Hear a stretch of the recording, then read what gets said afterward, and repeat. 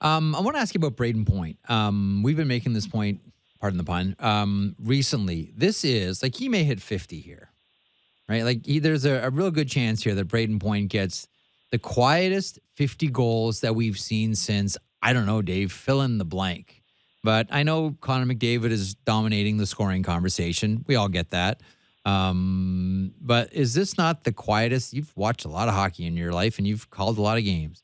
Is this not the quietest, soon to be 50 goal season that maybe anyone's had this generation of hockey?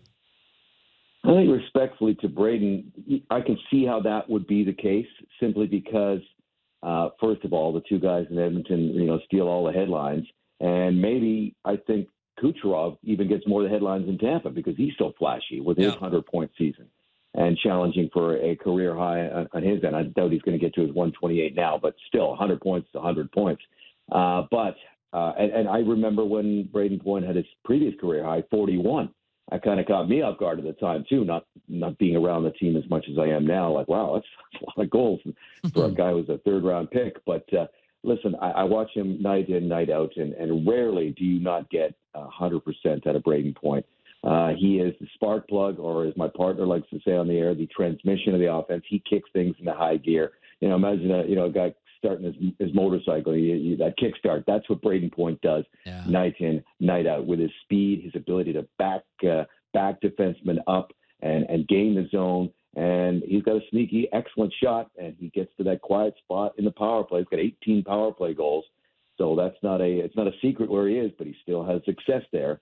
And he is a big, big part. He's got this clutch ability, too, that we've talked about before, Jeff. Just the ability to score big game-time goals, big overtime goals.